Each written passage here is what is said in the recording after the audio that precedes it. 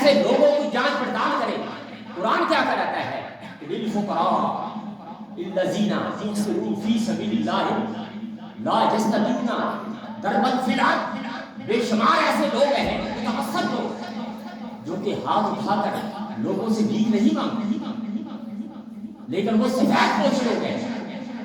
اپنی سفید پوشی کا دھرم رکھنے کے لیے وہ ڈور ٹو ڈور جو ہے لوگوں سے مانگتے نہیں ہیں، لیکن ان کی حالت کیا ہے؟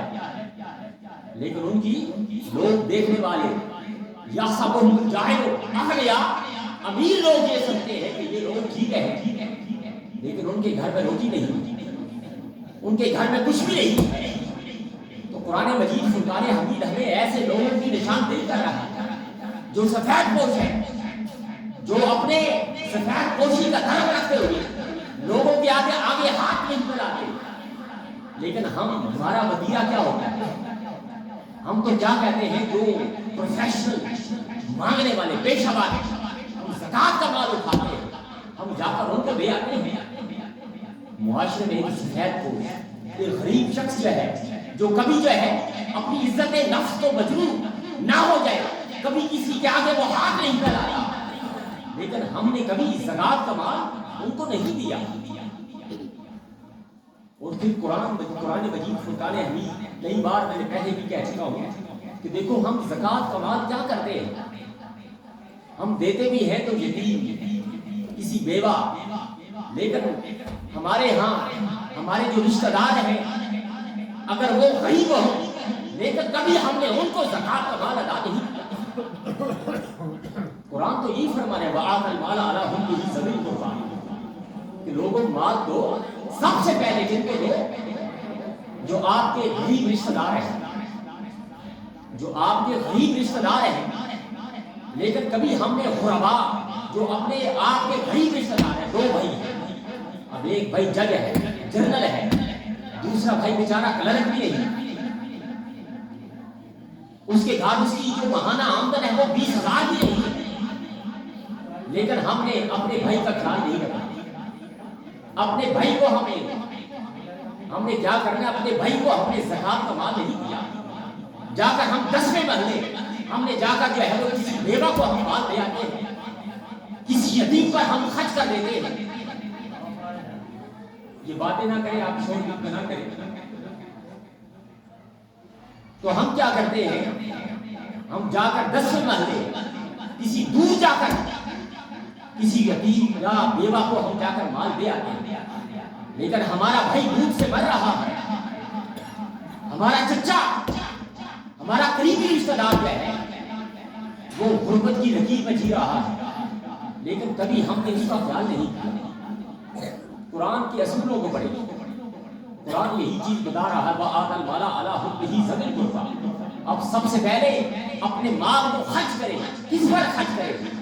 اپنے رشتہ داروں پر، اس کے بعد والیتامیٰ، پھر یتیموں پر، والمساکین، پھر مساکین پر، وابن السبیل، پھر مسافر پر، والسائلین، پھر مانگنے والے پر.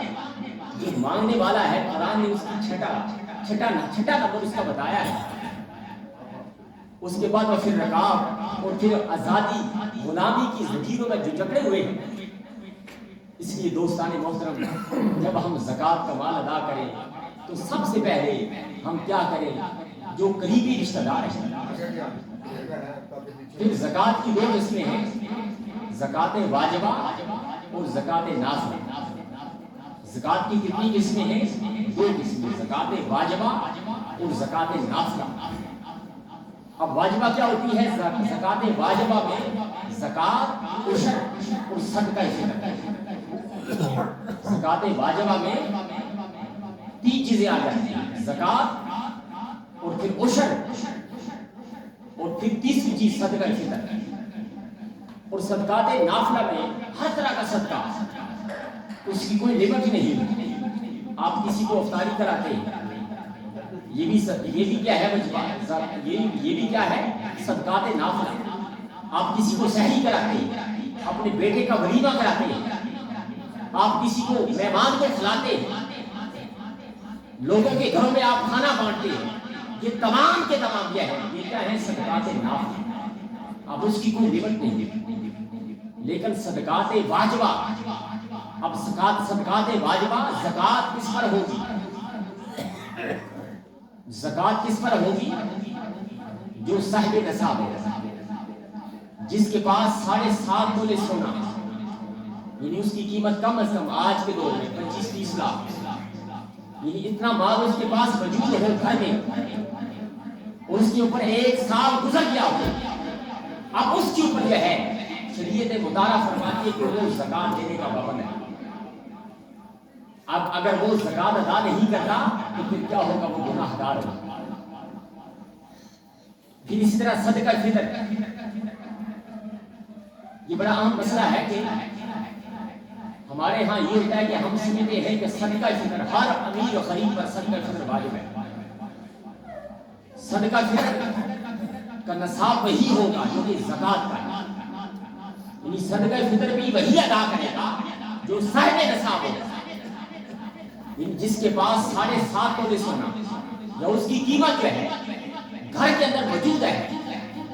صرف زکات اور صدقہ فطر میں جو فرق آ جاتا ہے، فرق یہ آ جاتا ہے کہ زکات پر سال کا گزرنا لازمی ہے، لیکن صدقہ فطر پر سال کا گزرنا لازمی نہیں.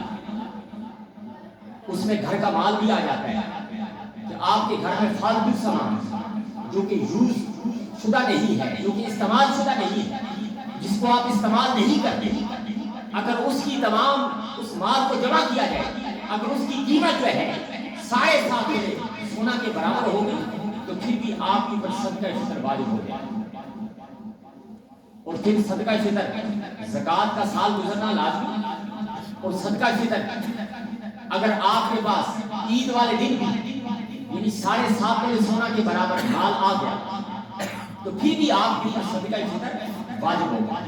صدقہ فطر اور زکات میں یعنی یہ ڈفرنس آ جاتا ہے، یہ